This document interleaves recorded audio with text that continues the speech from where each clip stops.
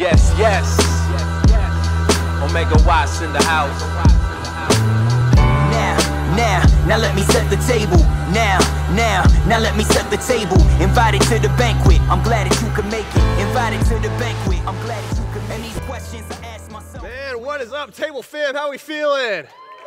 Woo! Y'all, that was a really, really long month, right? Was it not a long month? I missed you guys. I know DB and Dana were just up here, but I mean, I'm just so glad that you're here. If I haven't a chance to meet you, if it's your first time or first time in a long time, my name is Isaac. I'm one of the pastors here at First Orlando, and I help, along with our leadership team, bring leadership here at the table. And I'm just so excited to jump in and kick off our summer table. So the way that we ended the spring was actually really cool. So whenever we ended the spring, I think our last day was March. It was like the last Tuesday in March. And we finished with what we call Celebration Night. Some of us were here. So at Celebration Night, this really cool thing happened. We baptized 10 people. Can we clap for that?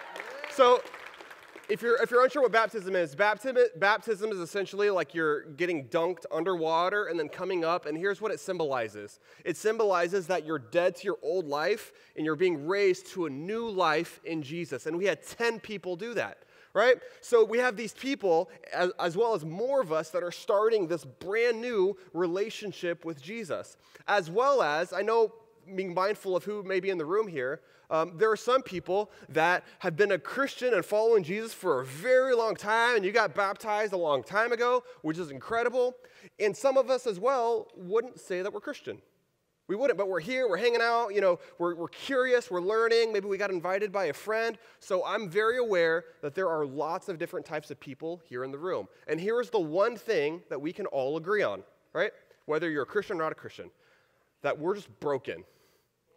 We're broken people. Ain't nobody up here perfect. Nobody's up here. Nobody's out there. Nobody's here. None of us are saying that we have it all figured out. We're the one thing that we can all unify around, if you're following Jesus or not, is we can just say, hey, look, there's brokenness in me and there's brokenness around me, and I just want, can I be honest, I just want some healing in that brokenness. So what we're doing over the summer is we're very aware that we see this brokenness. We have it on our t-shirts that this is a banquet for the broken, and we know that there's only one answer to that brokenness, and his name is Jesus Christ.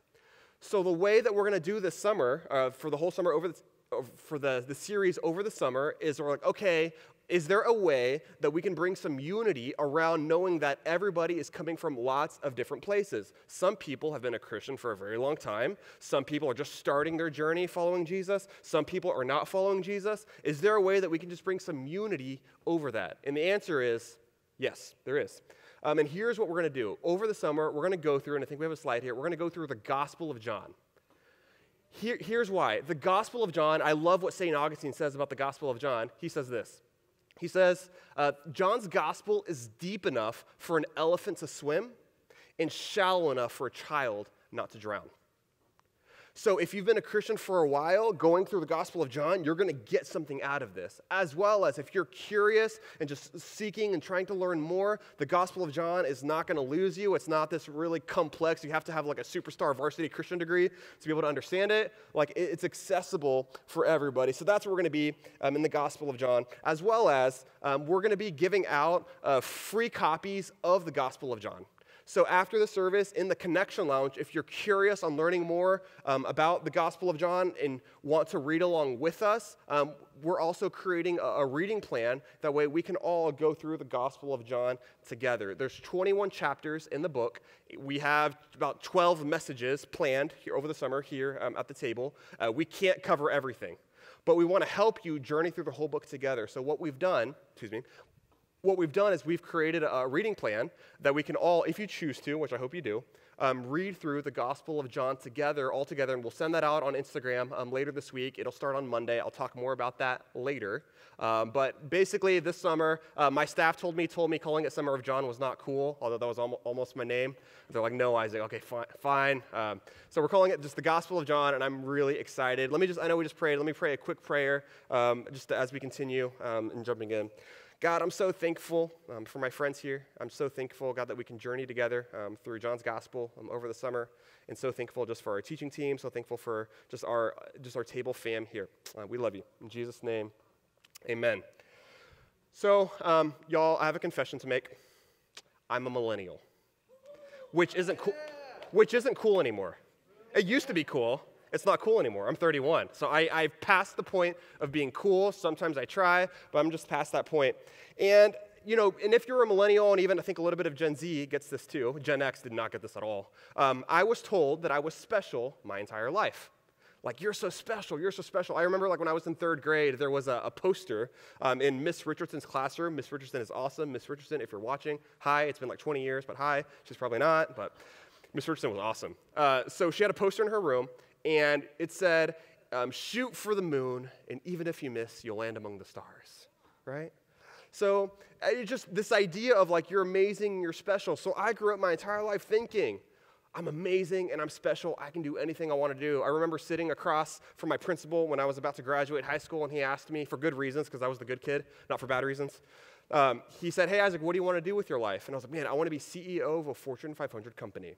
He's like, oh, okay. And I was like, yeah, I can do this because I can do anything I want because I'm a millennial and I'm special.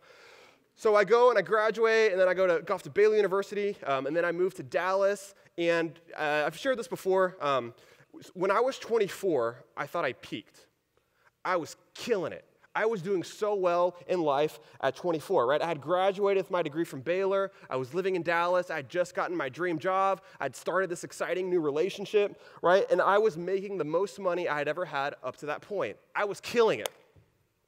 Okay, flash forward 4 years later, after my quarter-life crisis, and really right in the middle of my quarter-life crisis, where I'm sitting down on the side of a mountain on my birthday, sad. Here's why I was sad. Because I had quit my job. I had no source of income. I didn't know what I was going to do with my life. I had a string of failed relationships up to that point, and I wasn't sure who my friends were.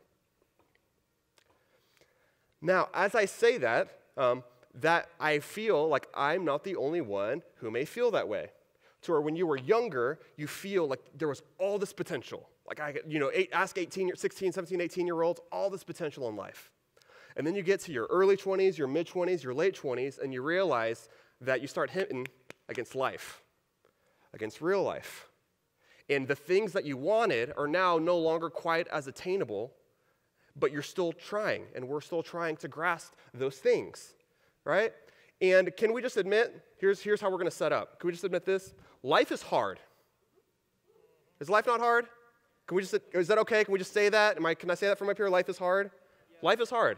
And we're asking, still asking, when will life get better? We're trying to navigate relationships, trying to navigate jobs, trying to navigate finances. We're trying to navigate this really complex part of life, and we're like, man, can somebody just give me the cheat codes so I can just figure out life? This thing is really hard. How do we navigate? Well, as we're talking about your life, life is hard. When will life get better? Here's what I mean by your life. I want to get very specific. Here's what I mean. Money, your body, your resources, your friends, your family, your clothes, your skills, your house, your car, your vacations, your relationships, and your job. This is your life, etc., among other things, right? So me, when I was sitting on the side of a mountain, I was trying to navigate these things. Here's what I felt. I felt shame for not succeeding more. I felt anger at some stuff that had happened to me, right? And I felt fear around insecurity with finances and job. I was jobless at this point. And I'm just wondering, as we're thinking about our life, if some of us may also be feeling that way as we think through our lives, that maybe some feelings of shame may come up, or some feelings of fear may come up, or some feelings of anger may come up. Fortunately, we're not left hanging. Fortunately, God knew that we may feel this way as we think about our life. And fortunately, he inspired John to start off his gospel to answer this question that we know that as we look at our life, it's hard. So how is life going to get better? When will life get better? So John's going to help us frame the better life that we want. So let's take a look in John chapter 1. Let's read. In the beginning was the Word, and the Word was with God, and the Word was God. He was in the beginning with God. All things were made through him, and without him was not anything that was made. In him was life, and the life was the light of men. And the Word became flesh and dwelt among us. So we're skipping down to verse 14 to help unpack some stuff. So verse 14, and the Word became flesh and dwelt among us, and we have seen his glory, glory as of the only Son from the Father, full of grace and truth. So I want to go back to verse 3 to help us really understand what this is saying, or how John's starting off his book. He's saying all things that were made, right? These are things that are created. So now I want us to put this in the context of your life. Your life are things that are made, right? Your life, another way to think about it, is creation. Things that were created, right? Your money, your body, your resources, your job, these are things that were created. This is creation. Now, as we think through creation, as you think through your life, here is the Christian way to think about it. This is what Christians believe. You may believe this, you may not believe this. This is what Christians believe when it comes to creation, is that there is a creator who is separate from creation. Separate. There's a creator who's completely separate than creation. These are two separate things. Now, as I say that, that's the Christian view, is because that's not every view. There's actually other views that you may have, that people have when it comes to creator and creation. Here's one view. It's creation only. Creation is the only thing that exists, right? So atheism or secular humanism says that there is no creator. There is only creation. Creation is the only thing. The material world is the only thing that exists, right? And the second thing is creation and creator are the same. So this is the second view, right? So this is maybe spiritualism or pantheism. So as you can see with both creation only and creation equals creator as the same, as you can see, even though they're fundamentally different because one denies any sort of spirituality while the other like completely embraces all spirituality, they're the same because it's one circle. And essentially what's happening is that there's a denial that there is a separation of creator and creation, right? So with both of these views, here's the commonality with both of these views, is that you are in control. You're in control. There is no separate creator that's in control. You're in control, and it's up to you to make your life better, right? We know that life is hard. We know that we want life to be better, and if by embracing creation only or by embracing creation equals creator, that it's all the same thing, essentially we're saying that we're in the driver's seat and we're in control. So here's what this looks like. If you feel like you're in control, but you know that you're not actually in control, but you kind of think that you're in control, but you feel powerless, here's what happens. You start complaining all the time, right? You start complaining, and you start, everything's a big deal, and you start griping and complaining. So then you go to work, and your boss, and you get real smiley with your boss, but then you go home, and you start complaining to every single person that'll hear you, right? Or like you go to your family, and with your family, you put on the face, and then when you're not with your family, you go and you start complaining about everything. Why do we complain? We complain because we think that we're in control, and we think that, there's like this weird paradox of we think we're in control, but also we know that we're powerless, and we think the only power that we have is just to complain about it, right? Okay, so that's one. Here's the second view when it comes to these is, we don't gripe and complain. For some of us, we know we're in control, right? For some of us, I don't complain. I do something about it. Any action people in the room, take life by the horns people? Come on. You're I'm in control. Yes, I am, right? I'm going to grind. I'm going to go do this thing. You're not going to hold me back. I'm going to make this thing happen. I'm in control to make my life better. So I'm just going to go, and I'm going to grind, right? And I'm going to read books, and I'm going to read podcasts, and I'm going to find a mentor or a life coach who's going to help me keep moving forward because I'm in control, right? So pour one out for Mamba mentality, Kobe Bryant. He was the champion of this idea. Athletes are champions of this idea, right? Maybe even look at CEOs of Jeff Bezos or Elon Musk, right? Where there's just, I'm in control, and it's my responsibility to make my life better. And you do that, and you do that, and you do that, and guess where you are 4 years later? You're sitting on the side of a mountain like I was. we know ultimately that we're not in control, right? But we think that we are, but we feel like we're not. So then our option is to realize that there's something else that's happening, or just keep doing the same thing that we've been doing.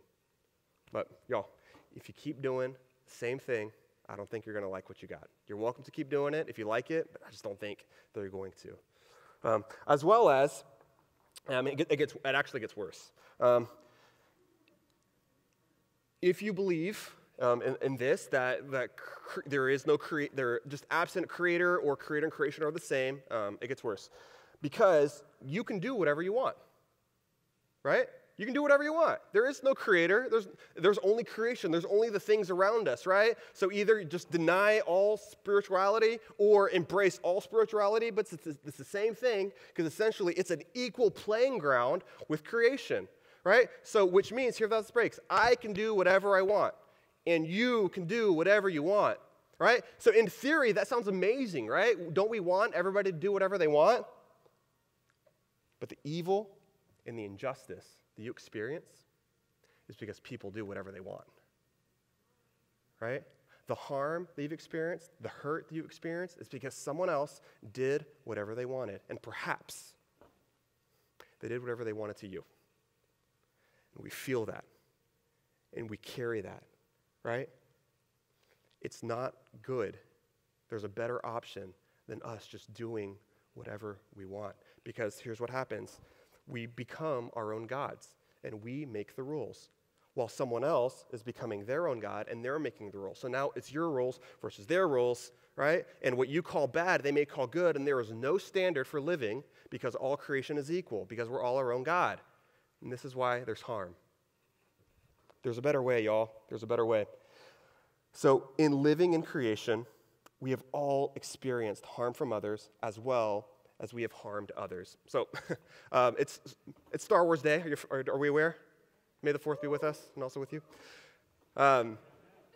So imagine you're at, just in light of the day, I don't want to make a big deal about it, but just imagine, just in light of the day, you're at Hollywood Studios. Okay. And let's say, let me get even more specific. Imagine you're at like Galaxy's Edge, the new Star Wars land at Hollywood Studios. Okay? And it's Star Wars Day, and so I'm sure today it's like crazy. I don't know. So you're there, and now it's going to get gross. Imagine there's just like a big stinking pile of feces there in the middle of the park. Okay, so now there's this like big stinking pile of feces, like in the middle of Star Wars land, and people start stepping in it. And it starts getting everywhere. Everywhere, right? And then it's just like, what is on me? Like, oh no, it's like on my shoes, getting on my clothes, and then people start trying to like clean it, but they've already been contaminated by it, so it's just like getting worse and getting smellier and getting stinkier, and doesn't this sound gross?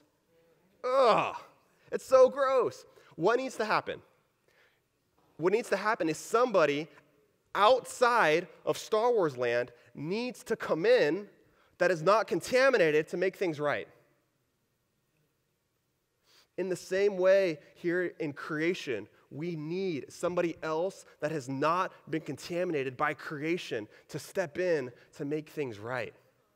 There is no way that if we are our own gods, there is no way that we can try to find value. There is no way that we can try to make our life better by looking at something else that's been created in order to make our life better. Right? If we're looking at our job to make our life better, it's not going to work because it's also creation.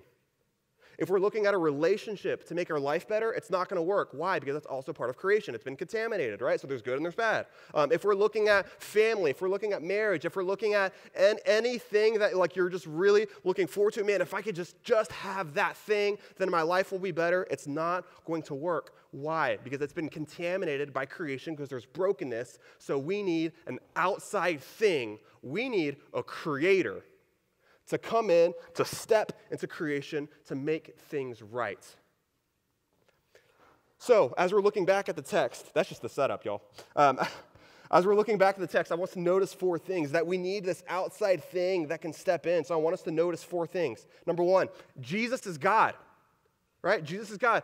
Jesus is the most powerful thing in existence. Jesus is that thing that we need to step in. Why? Because he's powerful enough and he has not been contaminated by the world. Why? Because he is God. And God is not contaminated by this world. He's not contaminated by creation like the rest of us. So we need the creator. So Jesus is God. Number two, and like Jesus is God, Jesus is also creator. Jesus is powerful like God, but Jesus is also the creator God. Some, like, they falsely teach, and maybe even believe this, that Jesus was part of creation and then earned his way to be divine, right? It's not true. I was watching Hercules, the Disney version. It's like the only version I know. And now I've made 2 Disney references. I'm going to stop on Disney. Sorry, I like offended Disney people? I'm sorry. But also I earned street cred with non-Disney people, so I'm not that sorry. Okay. So, so the movie Hercules, the Disney version, so Hercules essentially comes down like from Mount Olympus and then has to earn his way to go back to be a god, right? And then you see the movie, him earning his way, right? And some people may think, oh, is that like Jesus? Like Jesus lived his life and then earned his way to be God? No, not at all. Here's the story of Jesus, that Jesus is God. Jesus was creator, and Jesus then stepped into creation already being eternal. So Jesus' life did not start when he was born. Jesus' life has existed for all of eternity. Why? Because he's God, and he's creator, and the creator is eternal. Number 3, Jesus designed us. Jesus designed us as creator. Something about me. I am kind of techie, like I like techie stuff, I like cables. My degree at Baylor was in film and digital media, so I talk a lot about like the film side, like video production side. I don't talk a lot about the digital media side, but digital media, so like cables, like boxes, like that kind of stuff, like really fascinates me. As you can imagine, I get very frustrated when I have slow Wi-Fi. Right? And also, my wife and I live in Millennia, so already I was using, this is so randomly, oddly specific, but here we are. I was using, T-Mobile towers because I was on Google Fi, because, again, I'm techie, and, Google Fi is, better than, other versions, so I thought. But I was, getting no cell signal in Millennia, and I'm very frustrated about it. So then, my wife and I moved to Millennia, and now the Wi-Fi that we have at home is also slow. And I'm like, oh, no. Not on my watch. We're switching internet companies. So we switched from Spectrum. Yes, I'm calling that out. Spectrum had slow internet in Millennia. I'm calling them out. And switching to AT&T. Right? Okay. It's a really weird crowd pull. Okay. So we're using AT&T, and the way that it works, I'm switching phone carriers to get on the same plan, because what married people do, and we're on the same plan. It's AT&T internet, and so they're doing this installation, self-installation thing. So they mail us this box, and with this box, here's these cables and these boxes, and I'm really excited looking at the box, right? I know I'm weird, but I'm just really excited, looking at the cables and the boxes, yeah, I can set it up, and then finally we'll have fast Wi-Fi. So we get the box, and I go and I set it up, and it doesn't work. Oh no, my dream plan of having fast Wi-Fi is not working. What am I going to do? So I do what I know to do, because again, I'm techie. I know how to troubleshoot things. So whenever a tech thing isn't working, what do? Unplug it, right? And you plug it back in. So I did that a few times. I hit the reset button. I was like, okay, still not working. Okay, now I'm checking cables, making sure, it's still not working. Eventually I give up and I call AT&T tech support. So I'm on the phone with Susan from Ohio. Okay, it is not Susan from Ohio. But Susan from Ohio. I was like, okay, Susan from Ohio, I don't believe you, but fine. So Susan from Ohio starts leading me through what I need to do for tech installation stuff. So I'm doing it, but also I'm kind of frustrated because I had already done this, and I thought they were the expert to come in to show me how to do this. So then she points out a new thing that I hadn't noticed, and at this point now I think okay, but I still know more than you. I know how to do this thing. I'm techie. I know how to figure this out. So then I start suggesting to her over tech support what I think I need to be doing. And she says, no. So then I was like, okay. So then I thought it was I had to replace a cable, so I found the right cable and I replaced it, and sure enough, it didn't work. So she says, hey, I'm going to send in somebody who's going to come in, like live in person, an AT&T person who's going to come in and like set everything up. And at this point, I'm like, okay, fine. I need somebody to come in to help fix things, right? Okay. That's basically the equivalent of me trying to navigate my life. I think I know best. I think I know how to figure it out. And I've tried, and ultimately I just messed things up. What happened is, like the AT&T guy, he came in, AT&T designed the system. AT&T knows how it works. AT&T knows how to troubleshoot when it doesn't work. In the same way, as we think about our lives and the hardship of our lives and the complexity of our lives, and we start running into like problems and relationship conflict and drama and job stuff and family stuff, and we don't know how to navigate, who better than the designer to come in and step in and show us how to troubleshoot, right? Number 4, not only did Jesus design us, Jesus understands us. Verse 14, and the Word became flesh and dwelt among us. And the Word became flesh and dwelt among us. Jesus, as the Word, became flesh and he dwelt among us. Here's what this means. It's like you're having a really hard, bad day. And you're sitting by yourself, like me when I was, side of a mountain, and I feel like nobody understands. And I'm all in my feels, and I'm lonely. And here's what it means when that he came to dwell with us. Jesus comes and he sits right down next to me. And he says, hey, Isaac, I see you. I feel you. I know what you're going through because I also went through suffering and hardship, right? Jesus suffered. He understands. Jesus went through trials. He understands, right? Jesus is the only person who is both fully God as the creator, but who also fully understands humanity. When he became flesh, he got flesh and blood like we do. He bled like we do. Jesus understands. Jesus is the only person that fully understands what you're going through. Why? Because he's also God. Any other human being that you've relied on for understanding ultimately is going to reach a limit of their understanding. And maybe you felt that. Maybe there was this person that was in your life that you felt like was the only person that understood you. And now they're not in your life anymore. And you feel so lonely because you're like, nobody else could ever understand me the way that this person did. And Jesus is saying, I understand you better than that person did. Jesus understands. He dwells with us. Jesus is the perfect culmination of both being fully God and fully man, the only person who was able to come into creation as the creator to step in and make things right without being contaminated like we are. Jesus understands us, right? So here's this. Jesus is clarity from God on who the creator is and how to navigate creation. That's what it means by the Word.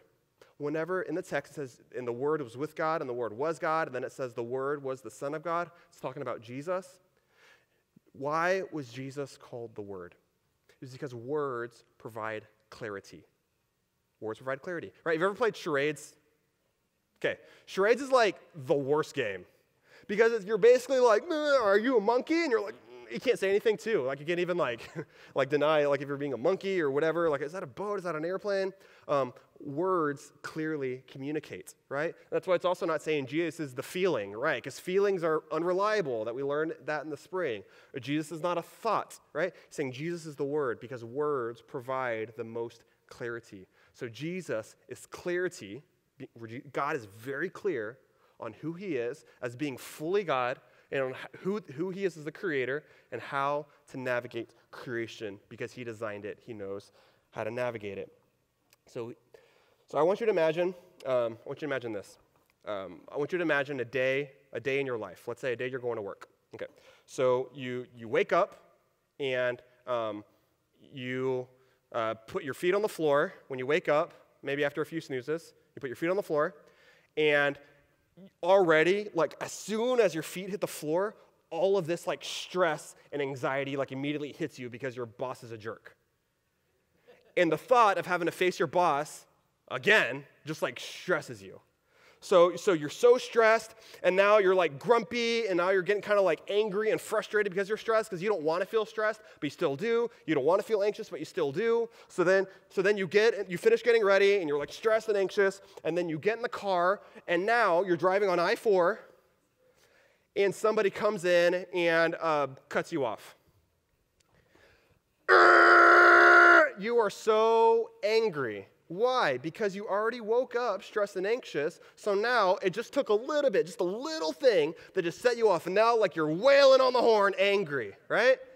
So then finally you go to work and you're like, this idiot cut me off, right?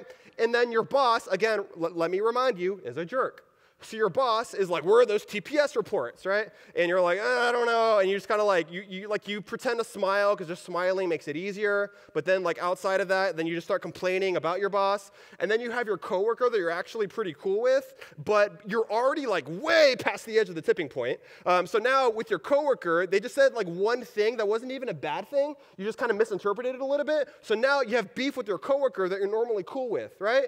So you get to the end of your day and you're stressed and you're anxious and you're angry and you're also like you're upset at yourself for like blowing up at your coworker, but like you can't say anything in the moment because that'd be weird because you got to wait till the next day. So eventually you're like, I just need to cool off. Can I just forget this day? Let me go to happy hour. So then you go to happy hour just to forget everything, and then let's say you're single, which many of us are. There's somebody like cute. They're at happy hour. You're like, okay, how can I position myself to get some attention here?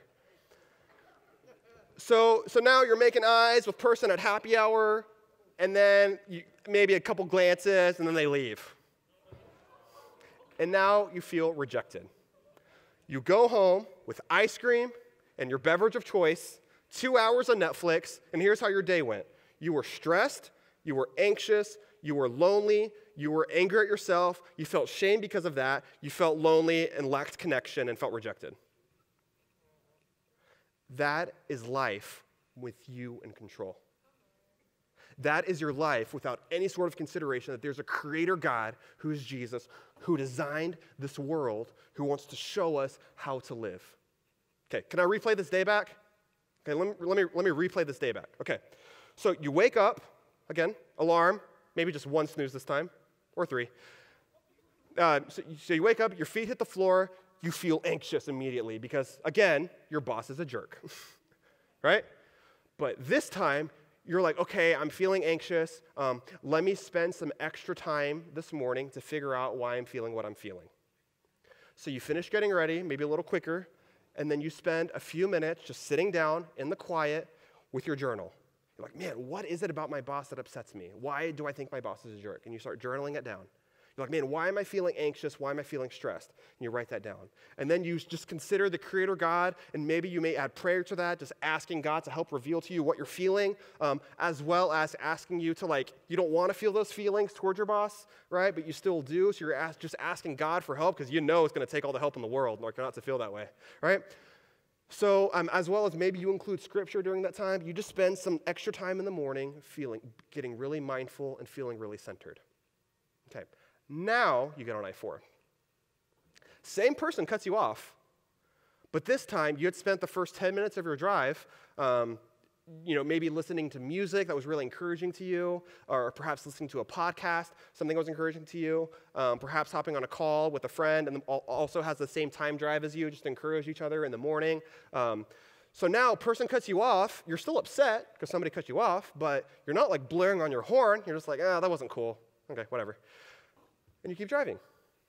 Okay, now you get to work. Again, have I ever iterated this enough? Your boss is a jerk. So your boss comes in and starts blah, whatever, but you know that the best thing is actually not to react. The best thing is to give lavish grace and compassion that your boss doesn't deserve. So you do that, right? And you're like, okay, and it's still hard. You still get frustrated, but you just try as best as you can to exercise compassion and grace to your boss they didn't deserve. Okay, now remember your coworker? With your coworker, now you're not like over the edge anymore. Now you actually have a lot in your cup. So now your coworker, you're actually able to have a really cool conversation where your coworker reveals they're actually going through a really hard family thing. So as you're talking with your coworker, you're able to encourage your coworker. and maybe even pray with your coworker. And you feel good, and your coworker feels good, and y'all just feel really good that you just had a really meaningful time together. And then you get invited to happy hour. And you could go, you've gone before in the past, but you also know that, man, I just really don't want to go today because I know I can go. It's not like the end of the world if I do go, but I just don't like the place where it puts me. I don't like how I feel whenever I go because I just feel like I need to start like putting on, showing off to get attention. I don't want to do that. Or just drinking the day away. I don't want to do that. You remember that there's actually friends from church that have this thing called a life group, which is a small group of people where you can just share about your day. So you're like, oh, okay, maybe I'll go to life group tonight. So you go to life group and you just share about your day. You share about how you felt anxious in the morning. You felt about how you try to exercise compassion to your boss. You shared about how you had a really cool moment with your coworker. You talked about the annoying person that cut you off. And then other people share about their day. And you encourage each other. And then you go home and you go to sleep. What a cool day. Do you see the difference? Like the first option, you can do that. That's option without considering the Creator. That's an option without considering Jesus as a way to guide and to navigate. The second option is saying, Jesus, can you help me navigate my day? I don't know what I need to do, but can you just show me what I need to do? And I'm just going to try to do the best that I can, and I'm going to get some things right, and I'm going to get some things wrong. I'm not going to be perfect, but ultimately, Jesus, you are my aim. That's what I'm considering as I'm just trying to navigate my day-to-day life. Here is the big idea. The big idea is this. Jesus didn't come to make your life better. He came to make you better at life. Andy Stanley, I'll give him citations. All right? Your life's not going to get better. Did you hear those two stories? Nothing about that day was inherently better. There was no more money. There was no new relationship. There was no new, amazing promotion. There was no new, if there was a medical thing, there was no sort of miraculous healing, although that can happen, but there's no thing of a better, quote unquote, better version of life. But Jesus is saying, I'm going to show you how to get better at navigating life. Make sense? Okay, what does this mean for us? If Jesus didn't come to make your life better, he came to make you better at life. So what? What does this mean? Jesus is all or nothing. That's what this means. You can't choose to have Jesus step in to certain parts of your life while also holding off other parts of your life. You can't have Jesus, can you come as God, the creator God who designed me, who knows exactly my good and my bad? Can you show me how to navigate job stuff and family stuff, but you don't want to consider him at all when it comes to relationship stuff? You can't do that. Jesus is all or nothing. If we're saying that following Jesus is the best way to navigate life, then why would we neglect certain parts of our life from Jesus to help us navigate, right? So let me show you what this looked like for me.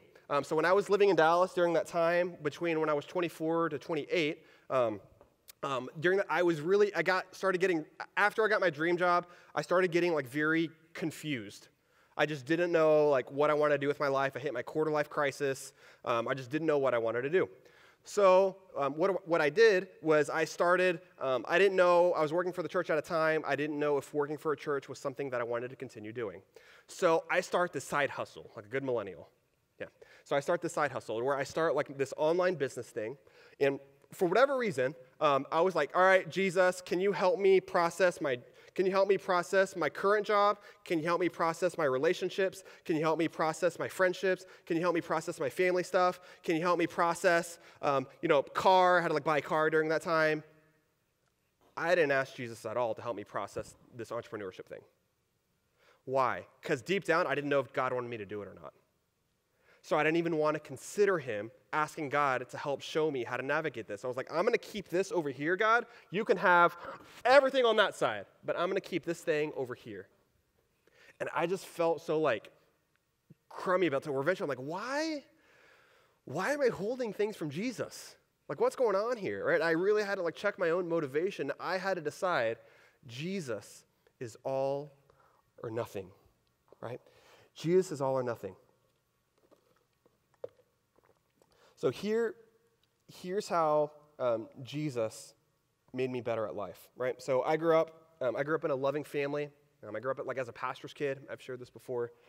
And I thought the ultimate aim in life was to be obedient, right? I thought, man, if I can just be a good little boy, like I was like it was almost embarrassing how obedient I was. I was like the church kid of church kids, right? Like any other church kid in the room, like, let's go. Like I can like probably out church kid you. Like I was like the church kid of church kids. And my whole life was, I just want to get a pat on the back for being obedient and being productive and being successful, right? Like I was born as close to Jesus as possible, right? If Jesus is like here, right? I was born like right here. Like I was born as close to Jesus as possible, right? Some of us, and I say that because some of you, maybe your path to Jesus, you felt like you had to like claw all this way to get there. For me, I was born like right here. So with that, my aim for satisfaction was achievement and approval, right? So because of that, like I felt really good about myself when I would achieve things, and I felt really bad about myself whenever I wouldn't achieve things and when I wouldn't get approval. So what happened? When I wouldn't achieve something or when I wouldn't get approval, here's what happened to me. I would act out sexually, right? And then I would lie about it. Again, church kid. I would overwork, and then I would boast about it, right? I would just grind, work, and then just start, and then like in this really kind of like weird way, start hoping other people like really notice my achievement and like then like would like really weird like humble brag about it. Right? Like, man, Isaac, that was a really good job. Like, oh, that wasn't that big of a deal. I just stayed up till 3 a.m., but not a big deal, right? And here's the biggest thing. I would perform the role that I thought people wanted me to play, right? So even when I moved here, I thought, okay, what do people want of me? As I would meet with many of you here at the table, I was like, okay, what do people want of me? Okay, I think in this situation, this person wants me to be like the wise sage. So let me play the role of the wise sage.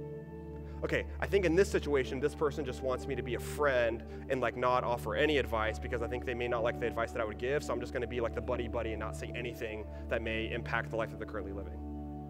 Okay, what does this person want of me? Okay, I think this person just actually, they view me as like a student and they just wanna teach me, so here's what I'm gonna do. I'm just gonna ask a lot of questions and that's it.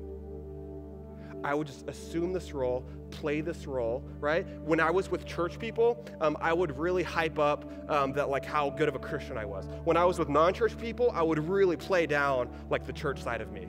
I would just play any role that I thought people wanted me to play.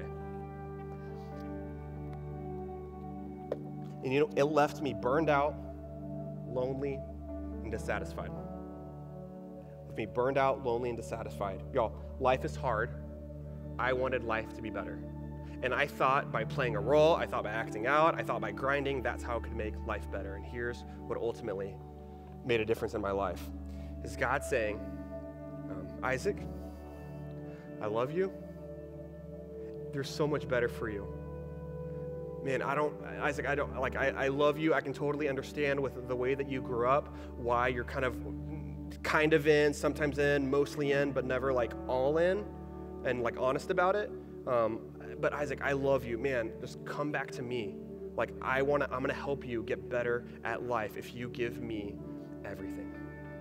God was just asking me to be all in, and knowing that when I'm all in, it's not that my life was going to get better; it's that I was going to get better at life. So I needed Jesus, and I still need Jesus. So here's what Jesus did in love. My lies were exposed.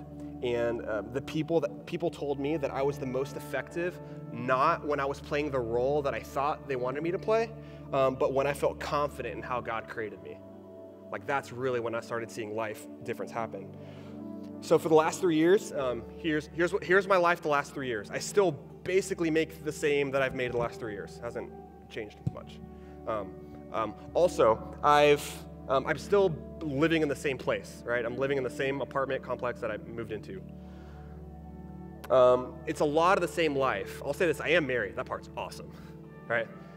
But here's what happened. It wasn't that like Jesus got everything and then like immediately my life got better. Here's what happened. I gave Jesus everything and I just got better at life and navigating relationships. And that's what my wife was attracted to, right? Because I got better at life. See how that works? And that's not, okay. I was trying to think, is there like a metaphor in me almost bumping the table over? There's not. So Jesus didn't come to make my life better. He came to make me better at life. So here's how we're going to close. Two things. One, just as a reminder, if this is curious at all to you, if going through figuring out who Jesus is, what Jesus did, if any of this is sort of curious to you, again, we have completely free copies of the Gospel of John back in the Connection Lounge. We would love for you to grab one, as well as on social media. We'll have a reading plan for you to track along with us. Here's where I want to close. We're going to have people in the back, and I want you to just ask yourself, am I going to be all in for Jesus? Maybe you've been all in and you're staying all in, and that's amazing. Keep going. You're doing a really good job. Maybe for some, you're hearing this and you're like, yeah, Isaac, I hear you. I'm out. Cool. Some of you are like right here, just right in the middle, one way or another. Am I in? Am I not? Am I in? Am I out? Am I in? Am I out? Am I holding some things back? I think I'm holding some things back. I don't want to hold things back. Do I want them back? Oh, that sounds really hard. Jesus is just, the most that I can just encourage you and plead with you, you're all in or you're not. Jesus is all or nothing. And for those of us that are straddling the fence, like me for a long time, man, today is the day to decide. You don't have to be perfect or get some things wrong, but today is the day to decide if you're going to be all in or not. We have a team back there along the wall. If you want to pray, we're going to sing. You can decide. If you want to have a chat with somebody for anything, you can go and there's a team back there that can chat and to pray with you, ask questions. If you want to grab somebody after and ask questions, you can do that too. But I'm just going to pray. Father, I thank you so much for who you are. God, I thank you just for your love. God, I thank you that you created us, you designed us, God, and you've stepped into creation to make things whole. God, and I pray that just hearts are moved this evening, that are just burning. It's maybe a new feeling we haven't felt before, just to follow you. I want to talk to somebody about it. God, I'm just praying for souls saved tonight. In Jesus' name, amen.